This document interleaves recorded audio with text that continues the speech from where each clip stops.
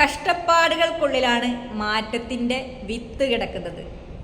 കഷ്ടപ്പെടുമ്പോഴാണ് നമ്മൾ സാഹചര്യത്തിൻ്റെ സത്യാവസ്ഥ നമ്മൾ അംഗീകരിക്കുകയുള്ളൂ.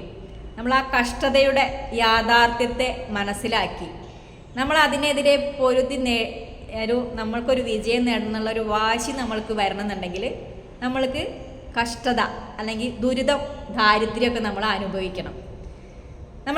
നമ്മൾ ആഗ്രഹിച്ചതെല്ലാം നമുക്ക് കിട്ടുകയാണെങ്കിൽ നമുക്ക് ആ ഒരു പൊരുതി നേടുന്നതിൻ്റെ ഒരു സുഖം അനുഭവിക്കാൻ കഴിയില്ല.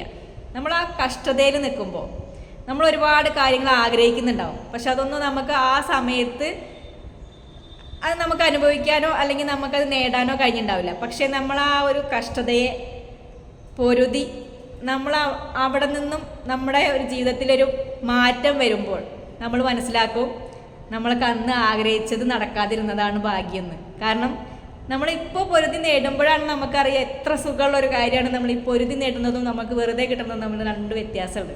അത് നമ്മൾ പൊരുതി നേടിയവർക്കറിയാം അതിൻ്റെ ഒരു സുഖം എന്താണെന്നുള്ളത്. അതുകൊണ്ട് നമ്മൾക്ക് ദാരിദ്ര്യമായിക്കോട്ടെ, നമ്മൾ പണത്തിൻ്റെ ബുദ്ധിമുട്ടായിക്കോട്ടെ, കടങ്ങളും കഷ്ടപ്പാടുകളൊക്കെ ആകുമ്പോൾ നമ്മൾ ജീവിതത്തെ പഠിക്കും. നമുക്ക് പഠിക്കാനുള്ളൊരു വലിയൊരു അവസരമാണ് നമുക്ക് കിട്ടുന്ന ഈ കഷ്ടപ്പാട് എന്ന് പറയുന്നത്. ദൈവം നമുക്ക് തരുന്ന ഒരു വലിയൊരു പാഠാണത്. നമ്മൾ ആ അനുഭവത്തിലൂടെ പഠിക്കുന്ന പാഠങ്ങൾ, എങ്ങനെ നമ്മൾ പണം ഉണ്ടാക്കണം, എങ്ങനെ പണം ചെലവഴിക്കണം എന്നുള്ള കാര്യങ്ങളെക്കുറിച്ചൊക്കെ നമുക്ക് വ്യക്തമായ ധാരണ കിട്ടണമെങ്കിൽ നമുക്ക് അത്ര അധികം കഷ്ടപ്പാട് വരണം.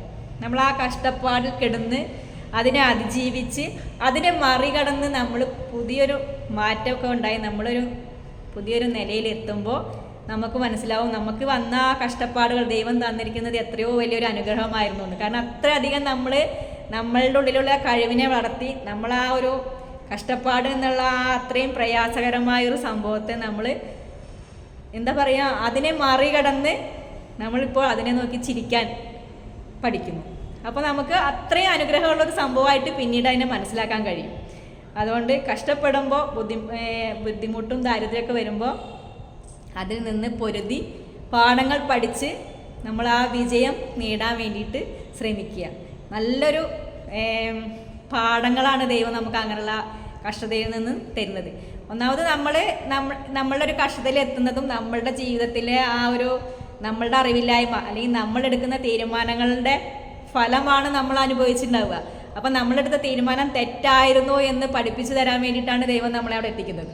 അപ്പോൾ നമ്മൾ ആ തെറ്റിൽ നിന്ന് ശരിയെ നമ്മൾ സ്വയം വേർതിരിച്ചെടുത്ത് നമ്മൾ ആ ശരിയിലൂടെ കടന്നു പോകുമ്പോൾ നമ്മൾ ആ കാര്യങ്ങൾ പഠിച്ചു. പിന്നീട് നമ്മൾ ഒരിക്കലും ആ ഒരു തെറ്റ് ആവർത്തിക്കില്ല. കാരണം നമ്മൾക്കറിയാം എന്ത് ചെയ്താൽ തെറ്റ് വരും, എങ്ങനെ ജീവിച്ചാലാണ് നമുക്ക് വിജയിക്കാൻ കഴിയുക എന്നുള്ളത് നമ്മൾക്ക് വേറൊരാളും പഠിപ്പിച്ചു തരുന്നത്, നമ്മുടെ ജീവിതം നമ്മളെ പഠിപ്പിച്ചു തരും. അതിനാണ് കഷ്ടപ്പാടിൻ്റെ ഉള്ളിലാണ് മാറ്റത്തിൻ്റെ വിത്ത് കിടക്കുന്നതെന്ന് പറയുന്നത്. ഓക്കെ.